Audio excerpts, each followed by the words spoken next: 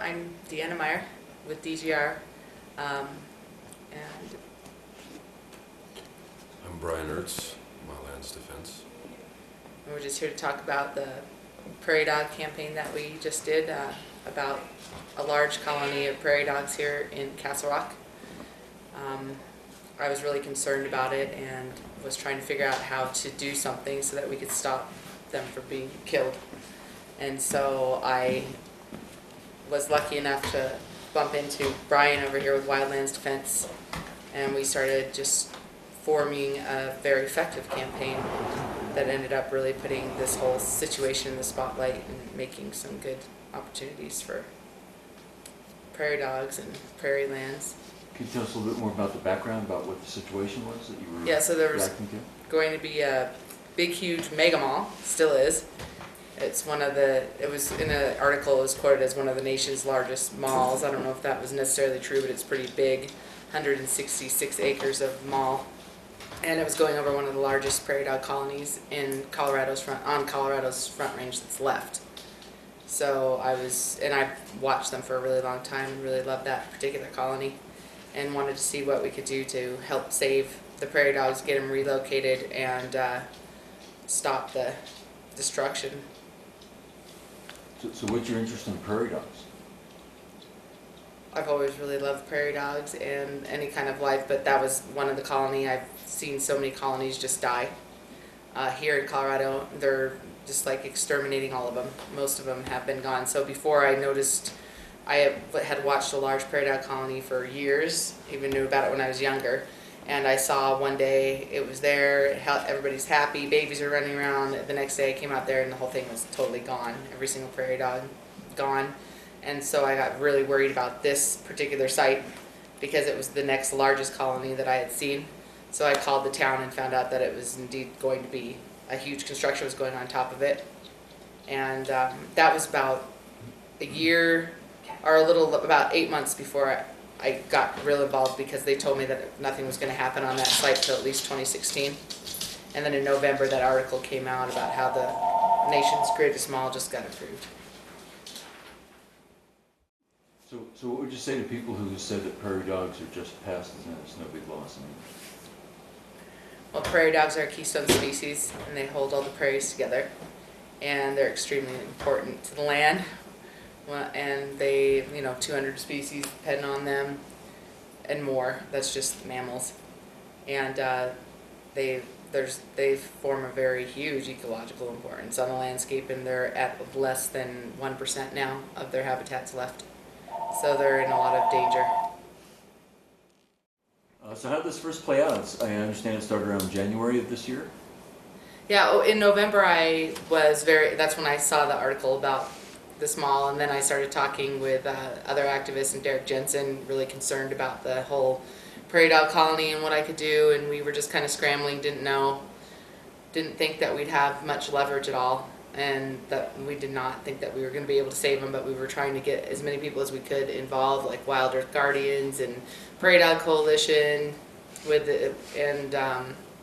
is with the Humane Society, or it's an arm of that, and several different people, Nicole Rosmarino, the Southern Plains Land Trust, and nobody was any help at all until Brian called me, because he had heard that there was an issue. So he called and said he thought he could help, and so we just started moving forward from there.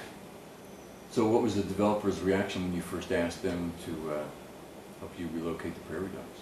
He said he tried all that he could and couldn't find any land to put them on, and that he needed to move them immediately, and that he might give us, he went and looked at the whole land and thought about it and said that he might give us about 5 acres of drainage land to put 166 acres of prairie dogs on, which of course we couldn't do. So maybe we could have saved 100 is what is the option, but not even that, because the land was completely unsuitable.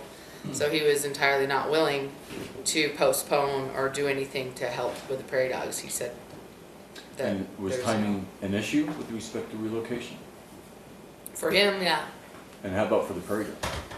Well, yeah, the prairie dogs needed to wait until June, because they have their babies. They were all pregnant. They all had their burrows. They already had nests and everything to have their babies. And if you moved that time of year in January and February, which was the time that we would have been able to, and we wouldn't really, it's hard for a lot of reasons. The holes are frozen, it's cold, the prairie dogs are pregnant, and it's not biologically viable time to move them. You really need to wait till June or the summer. June and, throughout the summer and fall you can move them, but not really beyond then. And you told the developer that? Yeah. And what was their reaction?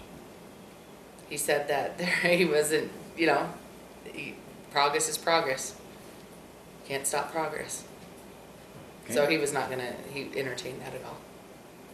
So what would you do next? Well, this is when Brian started getting involved, and he was just, I wrote an article about the prairie dogs and came from a very emotional spot, about what it was about the prairie dogs that I loved and why they were important and what they wanted to do with them, which I figured they were just going to bury them alive. And a lot of people, we published it with a DGR page, and a lot of people got real interested in it, and then it got published in other places, Wildlife News. And then we just started going from there, doing a petition. So we put up a petition. The main purpose of that was just to formulate a long list of emails of people who were concerned and start to get locals involved in the whole process so that they could help, bring light and publicity to this whole issue. Then we just started fundraisers, started getting a bunch of money, Facebook pages.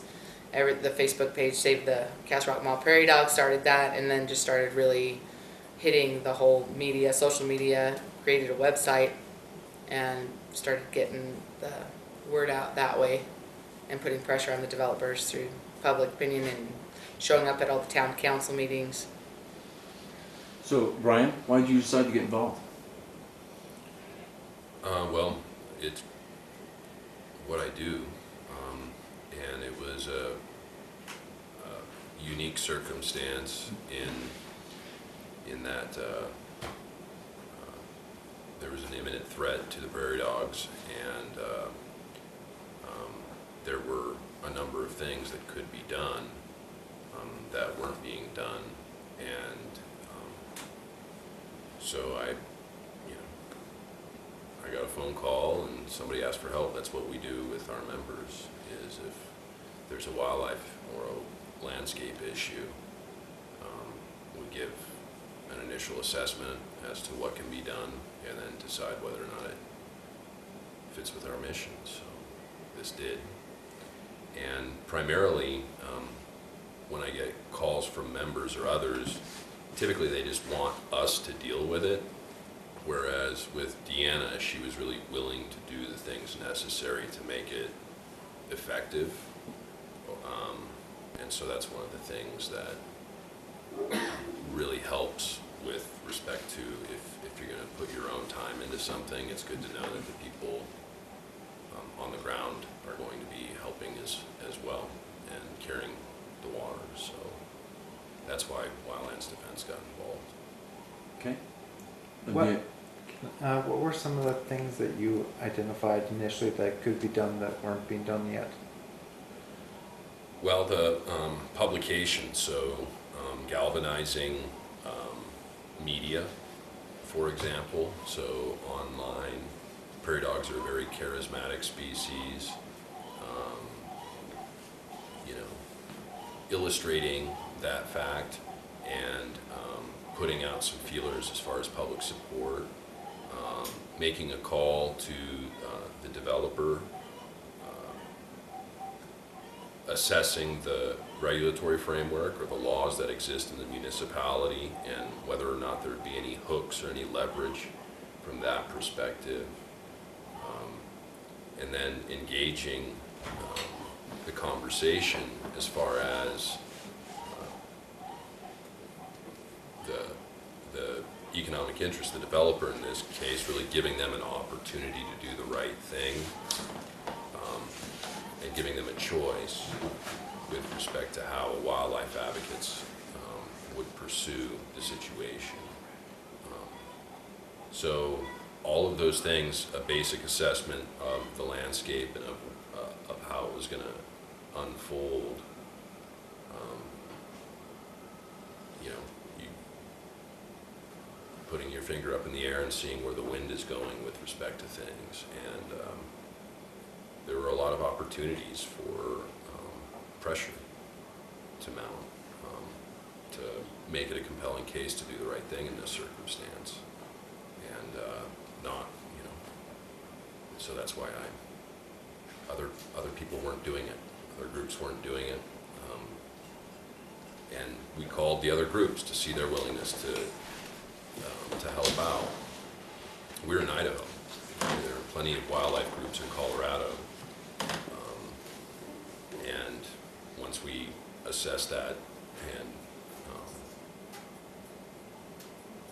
you know, threw out some ideas as far as bringing pressure. One of the things that economic interests, particularly retails, are very involved in is advertising, right, or marketing. That's a value that they need to have, and so it's a vulnerability that you can use to compel them to do the right thing. Is you know, here's the carrot, here's the stick. If you do the right thing, you're going to be, that's valuable to your enterprise. If you don't do the right thing, you know, we can make it a liability. And so assessing that, and then, you know, obviously you have to build credibility. The mall developer didn't really consider us to be that credible with respect to, it hasn't really happened before a lot. And so really showing up and demonstrating that with the media, and then turning that into any number of other turns through the campaign as it happened. So Deanna, you alluded to a referendum that this group kind of spearheaded. Was there anything else involved in terms of activities that the group undertook to indicate some resistance to the development? I think there are so many different things that we've done to do that. I mean, just like we were working with a lawyer and presented and had litigation. We were really involved in the town council meetings because they did have a zoning issue that was still up. So we had that leverage too, to push on that and to get people in there and talking, which was incredible, the testimonies. Just that Fox News all came together. They were really interested in the story and people were really interested in it. And we worked really hard with email lists to really get people, you know, to advocate for the story to be covered. I was lucky too because Fox News wanted to do the story initially. One of the newscasters who has been with us the whole time. So she was willing to come out pretty early in the game and do just a quick story on what was happening out there at the promenade and why the Prairie Dog colony was so, you know, big. And it was a good story, saying like the nation's biggest mall and one of the largest, you know, Prairie Dog colonies that were left intact. So it was an interesting story for people to cover because most people generally don't want to make a mall on top of a huge colony of prairie dogs. There's a lot of people in Colorado still that like wildlife quite a bit. So, I mean, just things came together in all different kinds of ways. And the referendum was further down the line as more happened and the developers refused to listen to us. The town council refused to listen to us and they just kind of gave the thumbs up for them to continue with development. So that's when Brian and Karen presented the litigation, got that all together, and then we decided to do the referendum since they approved them all going forward and they weren't going to slow down or postpone development until we get the Prairie Dogs out. So we decided to go ahead and get the citizens involved in that process, put that up for a vote. And I mean, I think there were so many different things in the campaign that were involved, and I think that it really started with like the media and the publicity, and then him in Wildlands Defense getting all these other things and me getting all these other things in order so that we had all tactics on board, really. So is there any on the ground work that took place as a result of this? Oh yeah, we were doing protests and we were getting everybody involved in Castle Rock and in the local area that were concerned about the prairie dogs. People were doing 24-hour watches at the site because we were afraid they were going to poison them at any time, and we knew they needed to because they were supposed to get everything killed according to the Colorado Parks and Wildlife, and the biologist, the ERO, said the recommendation was to kill all the prairie dogs before March 15th because then that would get them out of the migratory bird issue, so they wouldn't have to worry about the burrowing owls or any other birds that came in there. So, and I guess that's a typical thing. Could you explain that more? Well, when you want to go ahead and say it and explain it better. I mean, So what you're dealing with when you confront a campaign is where are the regulations that are going to jar up whatever a given interest wants to do with respect to grabbing hold of leverage to negotiate in the future toward what you want. In this instance, there were any number of layers of regulations or environmental laws which protect wildlife values. There's the Migratory Bird and Treaty Act, which is a federal law which provides that it's unlawful to kill migrating birds. And so any activities associated with the development that were likely to kill migratory birds are subject to a certain degree of scrutiny and regulation. Prairie dogs live in burrows and networks of burrows. The burrowing owl is an owl which migrates through Colorado and utilizes those burrows that prairie dogs make as its habitat, and it's necessary for their survival. The burrowing owl is state listed as threatened in the state of Colorado. So that's another, because of the ecological relationship, them being necessary for each other's survival, or at least burrowing owls depending upon prairie dog burrows for their survival as they migrate through Colorado. Destroying burrows is destroying burrowing owl habitat, and that's regulated, and it's very vague in the state of Colorado as to the enforceability of that regulation. There's also, Preeble's jumping mouse. There's other things where, as these different species overlap or depend on the same or similar habitats or each other directly for food, you can say, all right, well, there's no real protections for prairie dogs, but there are all these other species that might have protections that depend on prairie dogs. And so that's what we did when we were mounting the initial litigation. So we had state claims, we had municipal claims. There's consideration for wildlife in the municipal code that Castle Rock requires. And then there are other claims that you can put forth. At the same time as this was happening, we were also mounting a corporate responsibility campaign. And so again, one of the things that a commercial real estate developer wants when it comes to retail is the ability to market that ground. And so when you have one of these giant developments, what the market does, or standard market does, is they have what they call anchor tenants, and they want to get anchor tenants in their development because then smaller level tenants will come. And so we mounted a corporate responsibility. We got all of the users on Facebook, all the users on the email lists, and others to really promote the call Costco, tell them not to lease on this landscape, call Whole Foods not to lease on this landscape. And when you target an anchor tenant and you're successful at leveraging that, you're going to get bad PR because there's social or environmental irresponsibility happening here, and you shouldn't be associated with that. You flood their lines with that bad PR and that threat of bad PR, which has also helped with the media exposure that's happening. And you push away the anchor tenants, and then all the smaller, like Tokyo Joe's, or which actually didn't, but a lot of the smaller retailers that require, so the way that it works is when they're leasing these out, a lot of the smaller retailers won't, as part of their contract, they won't show up unless there's a Costco or a Whole Foods or a Sam's Club. And so by targeting the anchor and pushing them off, you're utilizing a great deal of economic leverage toward that corporate responsibility campaign.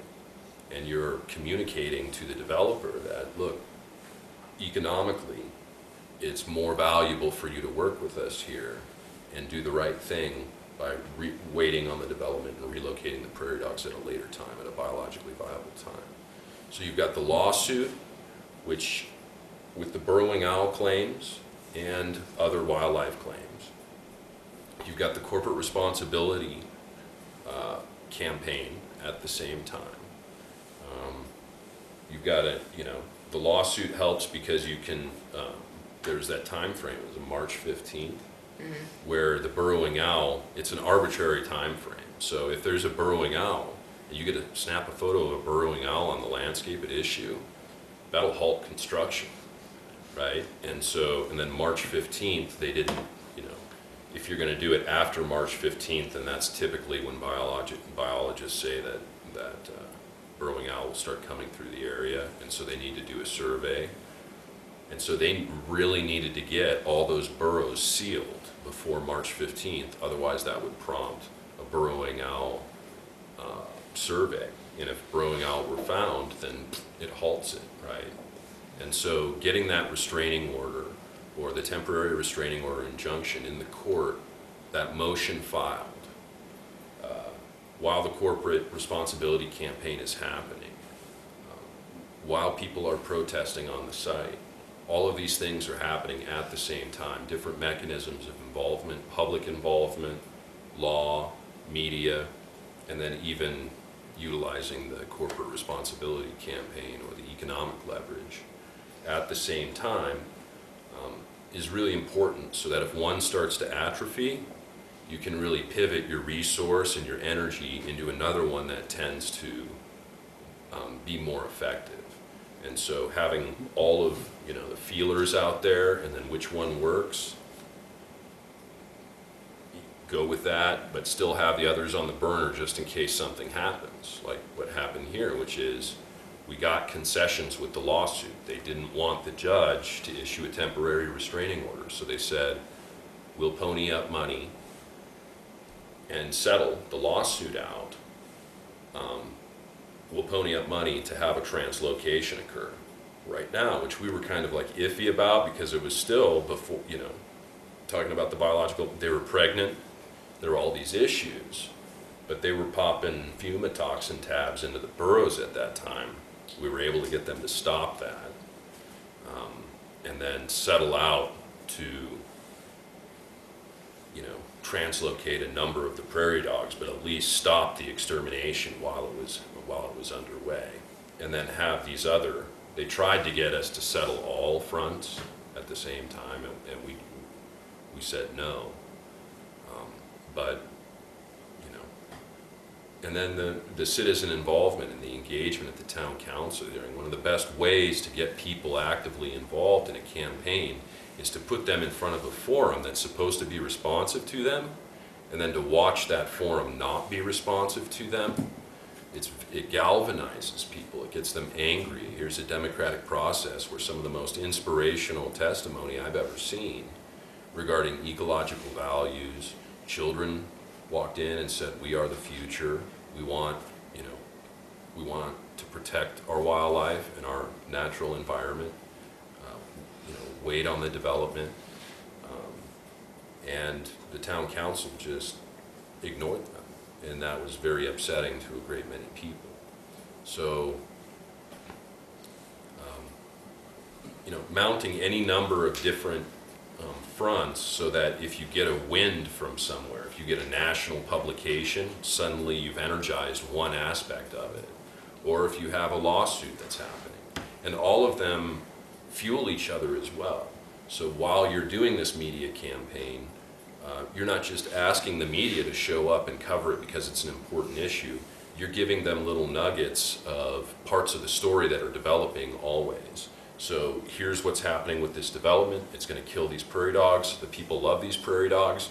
Now we've got a protest. That's another reason for the media to show up. Oh, we filed a lawsuit. You issue a press release with the lawsuit. Oh, they filed a petition. The story keeps going and going and going, and there are points of the story that you can issue those press releases or contact the press to show up to do a story about this aspect of the ongoing campaign concurrently, to keep it energized and to keep attention on the issue. So those are all considerations that were happening concurrently as it was underway. Can you talk a little bit more about what was actually happening to the prairie dogs during this time? One of you mentioned fumitoxin, maybe you could expand on that.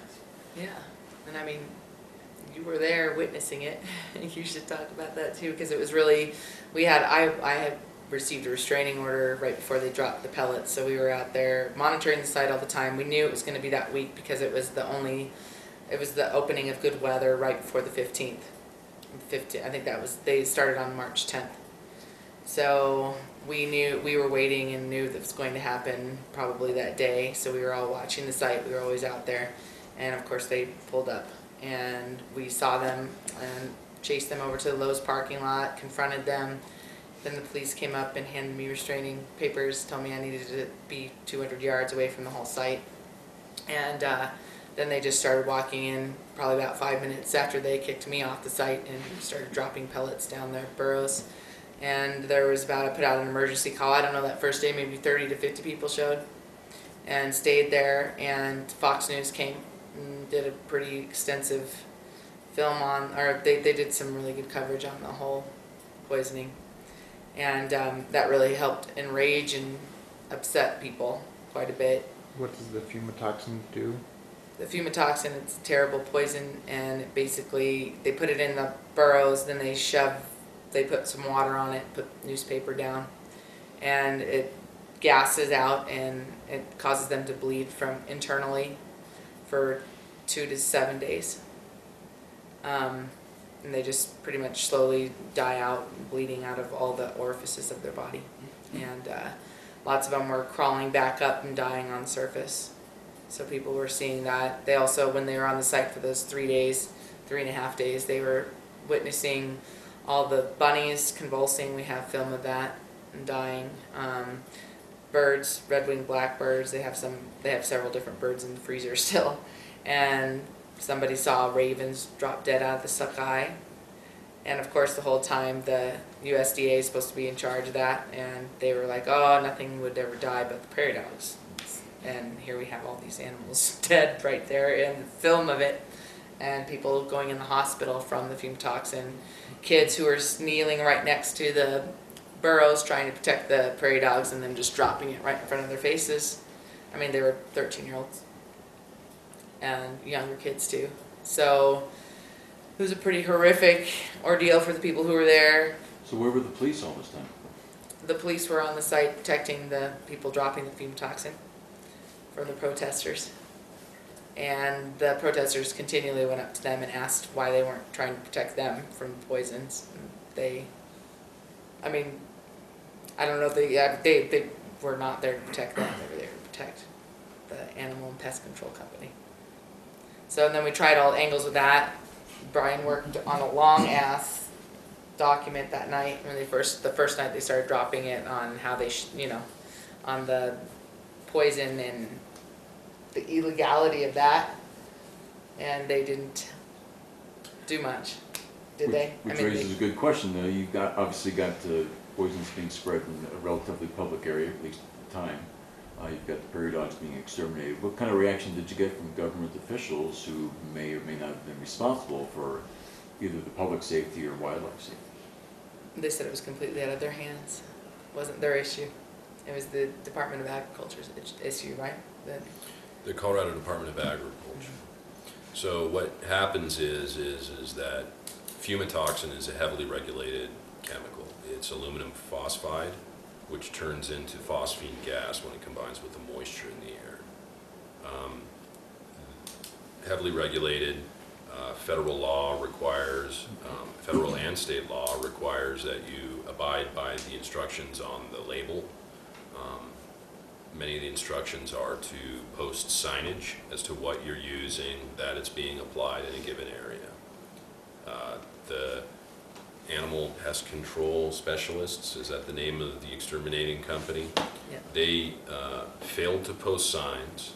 They failed to respond to protesters who were protesting at the site, their inquiries as to what they were using. And then, like you said, in direct proximity, they were dropping the tabs.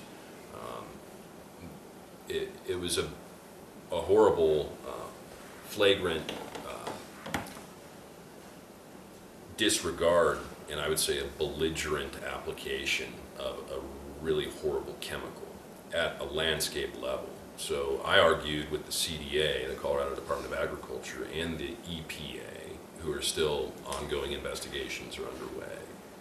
But, you know, even if the label were followed, this was a, you know, a huge landscape scale application, which typically isn't anticipated with the label.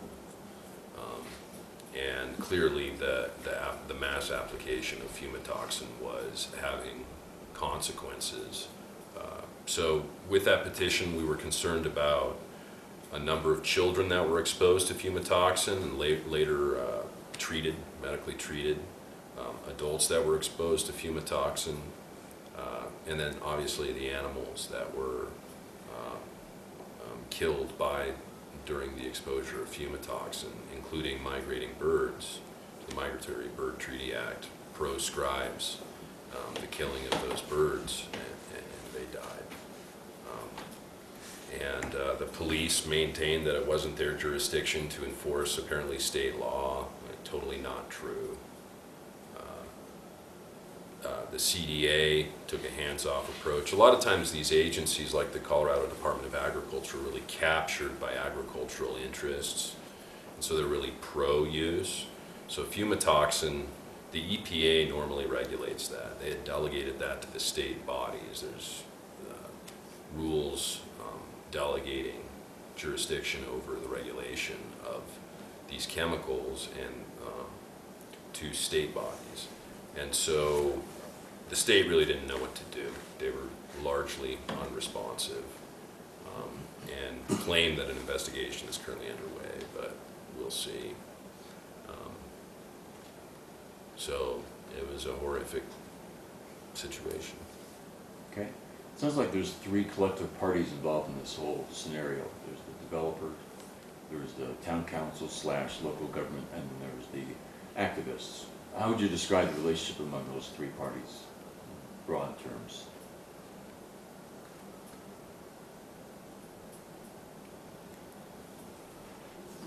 I mean, So, for example, what do you think the relationship was between the developers and the town council? oh yeah, the developer and the town council are definitely working together. It was important for both of them to get this project underway, just because of the money involved. And so of course they're, whatever, you know, they had economic interests on both sides to really get this pushed through. And the activists were just there pretty much to expose that connection and to try to show the corrupt nature of that merger of the corporation with the state or with the town, with the government officials. You know, I think the same was true even with when you start getting into it, just with the poison and everything like that. They're definitely protecting the moneyed interests and not the people, not the activists. So the activists, you know, relationship really is to expose that as an issue and a problem and try to do what we can using the tools that we have to, you know, try to stop that from happening. And I mean, like, we're continuing that too with the poison for sure. I know Wildlands Defense is really getting into exposing all the different kinds of poisons that they use on these prairie dogs and the effects that they have on this wide, you know, landscapes with all the other animals that come into contact with it, not just the prairie dogs and us too, humans. Anytime you use large amounts of poison, it's going to come around and it's not going to be good for any living being.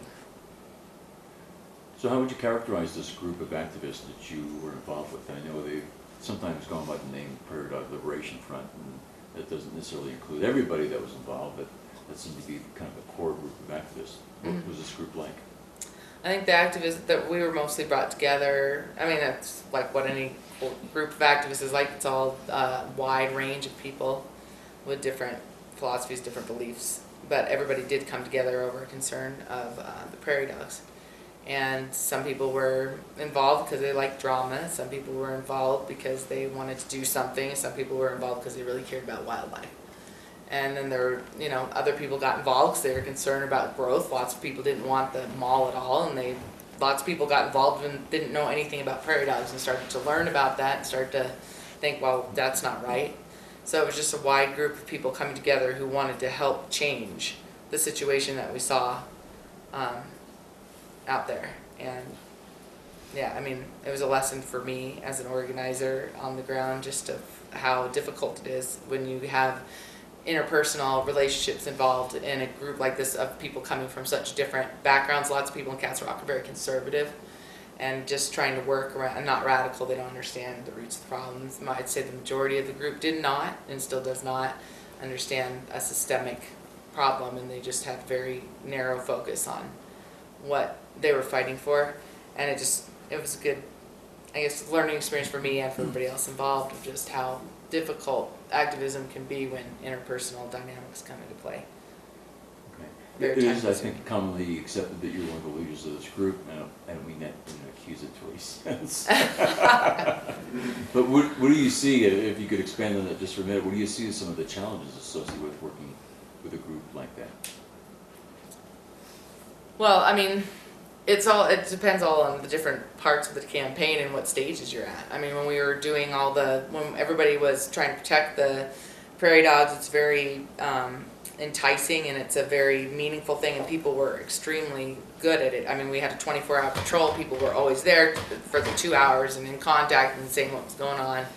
And everybody was really involved in that piece. And then as it went on and we started doing more things like the referendum and the political stuff, it became more difficult to keep everybody together and focused on those issues and to continue driving the campaign through.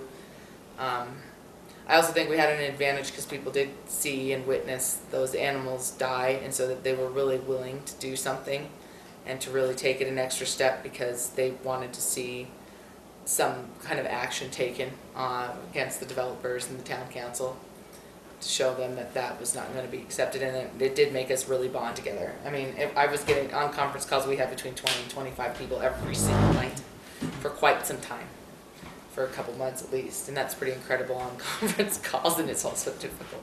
But I mean, people were very involved, very concerned, and very driven to do what was right. And then it just kind of started falling off the more work that was involved in actually standing on the street, because it's never fun. And then of course we had challenges. I had challenges recently when we decided to take certain steps with the referendum.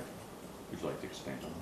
Can we back up and can you Yeah, continue it's the not story quite there. from you settled on part of it, stop them from the fumotoxin dropping, and Right. get a Okay. translocator in there? What happened after that?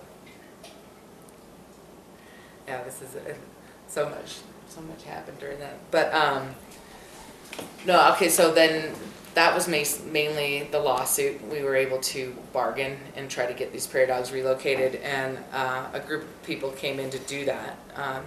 The problem with relocating prairie dogs in Colorado and other states is that they don't typically relocate prairie dogs, and you can't find land to put them on. And then they make these really, especially in Colorado, county to county regulations, so that it's damn near impossible to even move a prairie dog colony from one county to another, because you have to have commissioner's approval. That law was put in place in the 90s. And so that it's a really nightmare situation. But the people who came in said, we've got permits. We're going to move them to New Mexico, to a very large ranch, a very large landholder. And it turned out that after the prairie dogs were in limbo for several weeks, that they did not have the permit to do this in New Mexico. So we had all these prairie dogs in limbo. And so they had been sitting in tanks for 3 weeks at that point. They didn't get in the ground until 4 weeks later. So these poor prairie dogs were in actual water trough tanks, silver tanks, and who knows where they were. And it turned out being a very bad situation. And we were really upset, because that's not what we were told was going to happen. So we had to really push on that front too, to get these prairie dogs up here where I live, in an area where prairie dogs are not, where the black-tailed prairie dogs are not typically, they have never been up here on this kind of land at this elevation. So we pushed really, really very hard. He got the governor involved, litigation. My mom was very upset because they wouldn't let him come up here, and they were going to kill them all and give them to a raptor program to feed all the birds. So we worked on that and actually ended up miraculously getting Colorado Parks and Wildlife to agree to this land because of all the pressure. Fox News got involved again. governor, the litigation, everything that went in, all the different angles again, pushing on them to get them to approve. So then they did end up coming up here. And then we went back, and at that point we were getting signatures for the referendum. We started doing that third day of the poisoning, or second day of the poisoning. So we had all these different things going on. So the referendum basically was telling the council, hey, you approved zoning twice, you didn't care, you didn't listen to what we had to say, so now we're going to put this up for a vote. Or we're going to try to anyway, by gathering signatures. So we went out on the streets and started doing that, and the Prairie Dog relocation did happen in that time, and we just worked really hard to get those signatures up because we knew that that was going to keep those prairie dogs alive on the site. That became our leverage, and the main leverage with the developer was that referendum, because he couldn't continue with construction now until that referendum. Well, still he can't continue with construction now until the prairie dogs are relocated, because that's part of the deal. But the referendum kind of held off on the construction of the majority of the site. And so we used that as leverage to save the rest of the prairie dogs, and to also set an example for future developers not to do this, and to deal with activists on the front end and relocate the prairie dogs before they find themselves in a situation of similar magnitude and Did financial you get enough loss. signatures on the referendum? Yeah, we ended up collecting over what we needed, and then we kept that. The council then had to decide, and they had 3 weeks, 4 weeks, was it? Yep. To decide whether or not they wanted to rescind the ordinance, which means bring it back to the old zoning, and or to go ahead and put it up for a vote to the people. And the vote basically was on a zoning ordinance. So was the mall going to build on, was some light industrial involved, which is the old zoning, or do it 100% retail? So that was really what the vote would end up being, and we were hoping before that it would actually be able to stop the mall, because the developers would see it as such a huge financial loss if they had to go back to the old zoning, that they would just throw up their hands. But they were already so far into it that that was not going to happen, and if they had to build on the old zoning, they would have. So, and the old zoning really wasn't going to affect too much of what they wanted to do in the first place. So they would just continue, but they would have preferred the new zoning, because they already had quite a bit of money and a development plan in place, which they would have had to redo if they're going to do the old zoning, blah, blah, blah. So then we got up to the point where when the council was going to decide whether or not they were going to rescind the ordinance or put it up for a vote, which most likely they would have rescinded it, put it back to the old zoning so that they could just get this all over with and continue with the construction. The petitioners decided to, and the Alberta Development came up with an agreement so that we could just, put in some pretty serious and positive protections for wildlife in exchange for just allowing them to continue with their new zoning plan. Can you share any of the details of this agreement? No. Okay. So essentially what you're dealing with when you're dealing with a referendum is, in the state of Colorado and in many states, they have what they call home rule. Namely, that any ordinance change or any substantive ordinance change that goes into effect by a town council or a county commission, there are 30 days with which the citizens can gather enough signatures to challenge the issuance of that zoning change or of that ordinance. Very democratic thing. What that does is if you gather sufficient signatures, which different counties and different municipalities have different requirements for the number of signatures given the electors in each jurisdiction, then the town council chooses whether or not to rescind it of their own accord or to put it to a referendum of an election. And so this mechanism was very powerful in a number of ways with respect to a campaign. It continued to elevate the media element And again, remember the valuation of the retail development. If you're a retailer, you want to be able to sell your property. You want it to have positive PR. And so all of these are opportunities to scrutinize an aspect of the development in a way that had tangible market consequence, given the controversy. And so the referendum, pushing forth the referendum, continuing to halt, because at the time, after all was said and done with the litigation settlement, which was supposed to provide for the translocation of the Prairie Dogs, but which did not provide for the translocation of the Prairie Dogs because of any number of circumstances surrounding that, there were still many Prairie Dogs left on site. And so are they just going to bulldoze over it? Are they going to continue a poison scheme? Are they going, what are they going to do? We didn't know whether the bulldozers were going to start gearing up. But we did know we had this democratic mechanism where if they started those bulldozers, that was going to punch them at the ballot, right? And so when you have that mechanism hanging over their head, it blows energy into their incentive not to do something controversial for fear that the voters will respond or the community will respond in a disfavorable way. And so there's a great deal of value associated with that signature petition effort. It held the pressure over the head, kept the limelight with respect to the Prairie Dogs that were still remaining on site. And it's very fascinating because, you know, this isn't conceivable. It's inconceivable in a lot of ways that $177 million real estate development would halt for 6 months and not move forward to accommodate the well-being of a community of Prairie Dogs. That's inconceivable, but it happened. And that's, you know, when Deanna and the citizens of Castle Rock and other residents of Colorado testified, they had one ask, and that was wait to accommodate a viable, biologically sound translocation of these Prairie Dogs.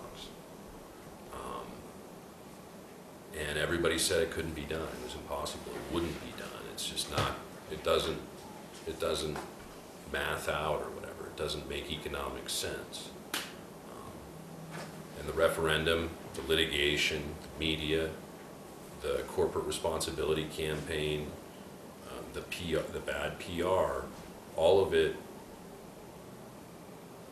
changed to where now it was economically prudent to accommodate the well-being of the Prairie Dogs. And that's a magical thing. I think that's a pretty significant thing when you think about how large this economic behemoth is and how they typically do it without consideration for such things at all. How many Prairie Dogs were out there initially, and then plus what was the significance of this colony? I mean, is it the only one, or are there lots of others around, or, you know, compared to other? From what I know, from talking with the Prairie Dog Coalition, when I first called them, they said there was up to 8,000 burrows at first, then they dropped that way down. Alberta had a couple different things, so then they came back and said, oh, there's only a couple thousand, but the whole point of it was one of the largest ones that were still intact along the Colorado's Front Range. So there are very few Prairie Dog colonies of that size left in Colorado along this Front Range. Now, way east on the prairies and stuff, I'm not sure if there probably are larger Prairie Dog colonies out there, but in this area where there used to be every single area of prairie land covered with Prairie Dogs, they are down to less than 1% of their original habitat, and that's all over the west they are. But even less even so here along the Front Range. So it was one, right now in Douglas County, there's one other Prairie Dog colony that's pretty large. The rest of them have all been killed. And that one that's pretty large, just got a phone call from the developer there. They are putting 948 homes on top of that and 2 golf courses. and they just routinely, and then just a few weeks ago, another very large prairie dog colony, a little bit smaller than the second one I'm looking at, was they dropped fumitoxin and killed over half of that prairie dog, more than half of that prairie dog colony. It was the only one left on that road from here to 40 miles away. The only one left.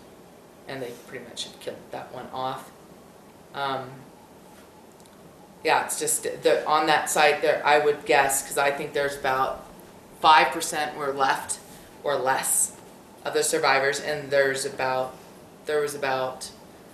300, we're guessing about 375 survivors were the ones that were brought here. And, you know, there could be more. But, so take that into account and consider that it was probably less than 5% of what was on that colony. I'd say they killed I think they killed 2,000 to 4,000 prairie dogs. And it's hard to say because all these prairie dogs, they were everywhere on the landscape, everywhere. And then after they've dropped the fumitoxin and you go in now, they are not anywhere. I mean, you see them in little pockets here and there where the relocators know they are, but they're certainly, they were hit really hard and most of them were killed. So would you characterize this whole incident as a success or a failure or something else? Can I ask to kind of encapsulate or get a big picture view? So your initial goal was just to postpone development long enough to successfully translocate the prairie dogs. Yes. When the developers and the council refused to give any thought to that, your goal was to still try to achieve that or save as many prairie dogs from extermination as possible, and to inflict economic damage on the developer to show that it would have been in his best interest and for future developers it would be in their best interest to go along with the initial demands rather than just blowing you off. And then your strategies that you brought to bear as all this progressed were media coverage, public opinion, the legal and economic fronts. Is that pretty good summaries or anything? Right, well, and I think the most important thing to me for the whole campaign and probably for Wildlands Fence or anybody who cares too is to really shine light on this whole problem. I mean, it's a total, you know, Holocaust, genocide, whatever, of prairie dogs, of everything in the world we can see, and tying in together the loss of these last very small remnants of prairies and everything that lives on those prairies, and, you know, getting people to realize the significance of this, because everybody here in Colorado generally at the start of this campaign, and lots of people have definitely changed their mind, but they see prairie dogs as plague-ridden rodents who are no good for nothing, break everybody's horse's legs, disgusting, gross, vile creatures, and that has changed with a lot of people, where people are actually thinking, I mean, still a lot of people hate the prairie dogs because, I mean, they're very uneducated and have heard lie after lie after lie by, you know, rumors and myths that have been started by the ranching industry to get rid of the prairie dogs off the land, and off the landscape. But I think that this has brought a lot of light onto that, and people thinking, like, lots of people have come to me and said, oh my gosh, there's less than 1% of their habitat left, and they find that really shocking and upsetting. And then just seeing them like they're charismatic creatures, and seeing the pictures, and after actually looking and thinking about these animals and going, wow, they're really beautiful. And lots of people stopping then at the promenade site and looking at these animals and realizing that, wow, this is a significant colony sitting here. I never even noticed it before. So it brought, I mean, to me, I mean, that of course is what all the issues of the media and the economic punishment and how we can make changes that way, because we have to make changes, are hugely important. But the most important thing to me too is just, and that has to do with it, is to stop and get people to understand that this is just the importance of our land and the loss and speed in which we're losing it. And, you know, what are we going to do? We need to radicalize people. We need to get people to do things much differently than we've done. The yoga and the praying and the whatever, the petitions and all that, it's not going to do a damn thing. You got to do something that's going to hurt these developers, killers, or whatever you want to call them, profiteers. And we're getting to the end of our, you know, availability of anything viable or living as we see on every aspect of the land, everywhere. So do you feel you had enough success with this to build on it with any other campaigns or developers and Yeah, where do I you go mean- from here? You wanna talk about what happened in Boulder? Yeah, no, I mean, so, and to sort of dovetail what she was talking about, really it is the difference between liberal advocacy and radical advocacy. And radical advocacy, I think, objectively is more effective. I don't think you can argue that liberal advocacy is more effective. And the reason for that is, as we saw, we had a lot of liberal advocates asking please and wanting to work with, and unless you demonstrate the conviction and the resolve, there's really no motivation for somebody to go along and incorporate your values into their situation. As far as springing it forth into ongoing campaigns, I think that one of the things I'd like to see is for what happened here to be known and anticipated in a market sense. So I'm not a capitalist. I think capitalism is wrong, yada yada yada. But the reality is that it's happening all over the place. And so how do we send a market message that very explicitly says, maybe we should accommodate, or consider the cost of doing the right thing for wildlife into the cost of doing business, so that ideally we'll be able to preserve prairies with prairie dogs. A prairie isn't a prairie without prairie dogs, in a lot of right. That's the ideal. Short of that, there need to be greater considerations and greater concessions afforded to wildlife, because there's not enough left. And one of the ways that you can do that is really to demonstrate the public support, and that it's unpopular, both whether you're a consumer or a citizen or whatever. There's going to be a consequence to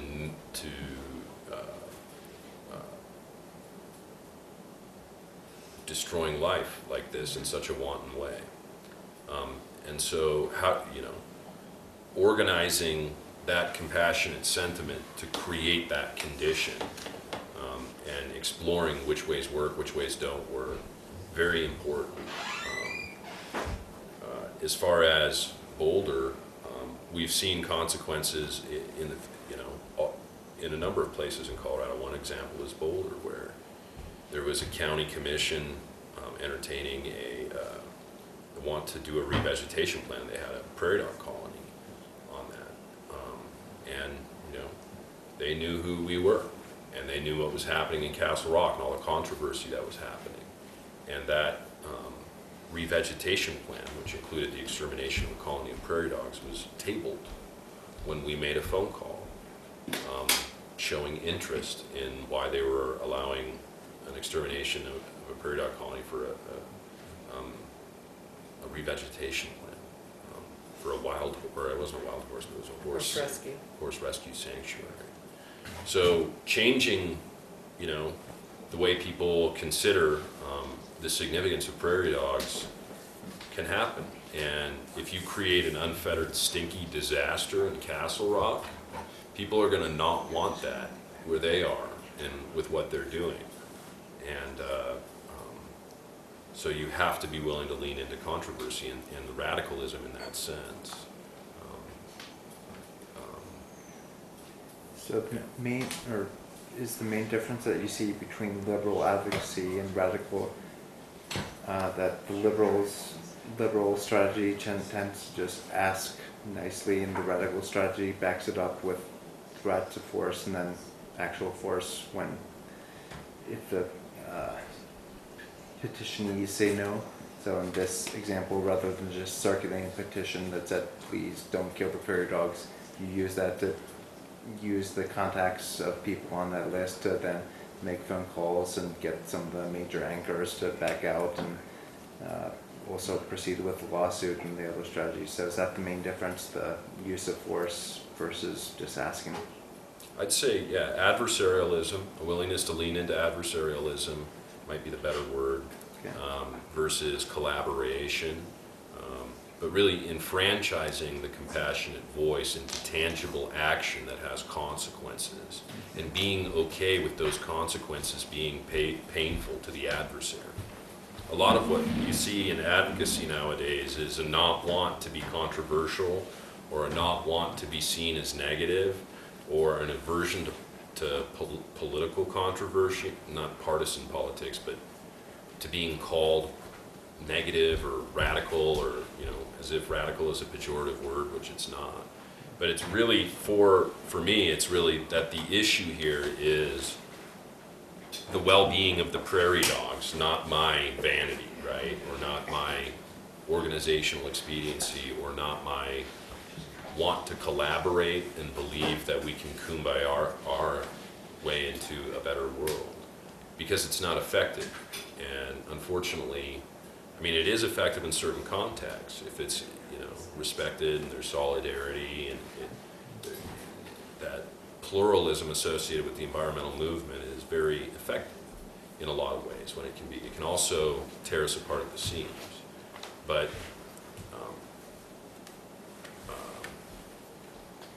combative advocacy, I think, is really important. And I think it's important that these things mean enough to us that we're willing to lean into the controversy, and we have to show that. And so that's, you know, that's where I'd go with, you know, radical advocacy versus liberal advocacy. Liberals would more rely on, because what we did was technically liberal, right? Lawsuits, democratic processes, right? Within the system. But at the same time, I would say that adversarial and that willingness to really get in their face and inflict, you know, damage is the difference. And like you were saying too, I mean, getting involved in the political system, because that's where you're going to be able to, you know, create that damage. You were talking a lot about that. I mean, we were talking like Clive and Bundy or whatever, which of course, I mean, they get in these people's faces and they fight and they get what they want because of that. And if everybody just sits back and, okay, well, I guess you can't, which is what's happened with one prairie dog colony after another, because there are always advocates for prairie dogs. And they just end up saying, well, let's just get some money then from you, so that maybe we can buy some land, and maybe we can put some other prairie dogs in danger some other time down on the land that we might, I mean, that's been the solution. Like, oh, well, they're not going to do anything. That's what everybody told me from the start, except for you. Is that, you know, you're not going to get anything out of this. They're going to kill all the prairie dogs. You may as well try to get some money out of it, so that we can buy, so that these other organizations, so that we, Humane Society, Southern Plains Land Trust, can buy land so that we can save prairie dogs in the future, because the problem really is the land. No, the problem really is developers get away with killing prairie dogs. That's the problem. And so what do we do to make it so they don't get away with doing that? And then you have to get involved in just what we did, where you make it painful on them through the political system, or whatever leverage you have to actually force them to do something, because they're going to have a loss if they don't. And I wouldn't mind, you know, it doesn't need to be political, it doesn't need to be just enforcement of the rule of law. It doesn't, you know, it can be civil disobedience. I mean, there were moments, you know, she stomped on the traps. People are compelled by conscience to do what it takes. That's, you know, that's wonderful. But the real question is whether or not you understand the language that will compel them to comport their behavior to that of being less willing to destroy life. And you do that through cost when it comes to a capitalist. And so all of these things, whether they're liberal or radical, can be leveraged to communicate or send that message in different ways. And oftentimes when it comes to cost, it's very effective, you know, to halt the development. I mean, how many days, how much money is lost with each day, how much, the same with the referendum. Once you get that sufficiency, they can't carve up the land, again, it's a couple of months at least, or a few months, 5 months of just no development. That's a problem for them. That sends the message. And that's, 5 months of no rent. That's a big deal. And that communicates better than any of our ideology ever would to people that aren't coming from the same place that we are. So, different ways of doing that.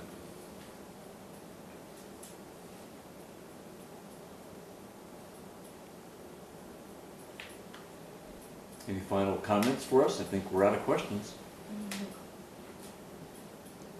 Yeah, I just think that stuff like this too, and in any campaign, because everybody, we always think about what can we do as activists to stop the destruction of the land or destruction of our planet. And I think like right now we just started. We have to go now and do this to save several different more colonies that are under the gun before people are going to start stepping back and saying, maybe I don't want to buy that land if it has prairie dogs on it. But that can happen if you sustain. I think it's just an important idea to continually sustain what you're doing and not just say, woo, yeah, got it done. Okay, now I'm going to go back because we really haven't done our work yet. And I think that that's a thing too. And then when people are concerned, like any activists, especially in our circle of DGR, Wildlands Defense or whatever, if we care about something, what are we going to do to make it, to change and to make an effective campaign? How can we do that? And to start thinking along those lines where it is more radical and we're actually thinking about how are we going to actually hurt these people and make them take this into consideration. I think it's important to have victories, even when they're on the local landscape scale, that you can demonstrate and demystify the notion of environmental advocacy being impossible. One of the biggest things, I've worked in the environmental community for 10 years with regional groups. I've worked in coalition with a lot of the national groups. I'm the chair of the grazing committee of the Sierra Club, right? So I work in and out of a lot of organizations that I think are even chicken shit.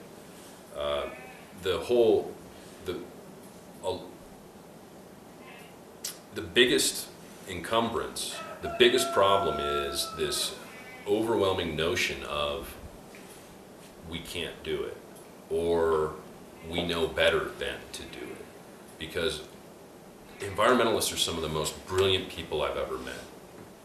They have incredible minds, environmental lawyers, environmental theorists, environmental economists, environmental whatever. They have brilliant minds, but they're all using those minds to generate elaborate notions of knowing better why not to take direct action. It's right there. And if I do that, that'll be a political liability and hinder my ability in the future to do something bigger. And I just need to be on the next rung higher, the next rung higher, the next rung higher, before I take my radical leap, right? I need to ascend that. And it's just not true. And it's right there. And taking action. When she stomped on that galvanized a lot of people. It was inspiration, and that's what I see from this is an example of how there's a local issue, and you can really sink your teeth into it and make something that was supposed to not happen in a meaningful way against a very powerful adversary. So there's a huge problem with prairie dog eradication. They're poisoning them en masse all over the place. The government is doing it with wildlife services. Ranchers are doing it. Land development is doing it. There need to be changes. There are effective handles and hooks that we can grab hold of to slow that down. And that exists with any number of other landscapes and exploitative industries as well. But I think the biggest and most interesting thing that I've learned, most disheartening thing that I've seen really is all the reasons why, like the thing right in front of you to do, how how people convince themselves like not to do it, because there's something, I guess there's some ambition in the future, and you know, so I hope people take direct action more, whether radical, liberal, whatever. So if an ordinary citizen has something happening at their local level, and they're like Deanna, and jump on it and get a few other people locally to start with them, Brian, you're available to consult or possibly look at issues. And then I'm also curious, Brian, like, are you an organization of 100 people and all these lawyers and powerhouses, or what kind of extra force did you bring? Like, how feasible is it for one person to start a campaign and get some outside help? What sort of resources were in this campaign? Sure. So, I mean, I know a lot of lawyers, and I have friends that are journalists, and yeah, I mean, there are resources there. If there's a campaign that's there where there's life and it's imperiled, and there's a willingness to engage, then that's what we do at Wildlands Defense. Is we provide the resources to enfranchise and otherwise empower the activists on the ground to do that, including consultation. But that want is the key thing. There's no energy without it. I mean, if she hadn't have, there wouldn't be the organizational support for Deanna had she not really done the things that were asked and necessary, such as put voice to this life that's on the land in a meaningful way. And so I think there are a lot of people out there, and there are a lot of brilliant people and a lot of brilliant resources out there that want to do that. And they want to invest in their time or their energy or whatever they have into those kinds of things. And so, yeah, I mean, I don't think that I can't is ever an excuse not to, you know what I mean? And so, and I think it comes together if you reach out.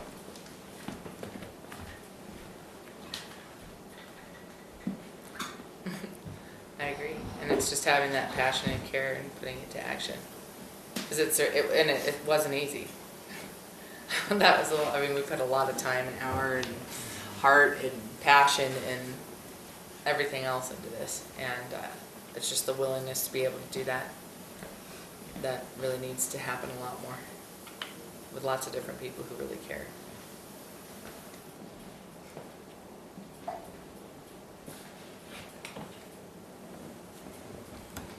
Well, thanks for your time and your energy and your passion and your wisdom, and I hope that a lot of people get to hear what you had to say today. And you do it awesome. Thanks.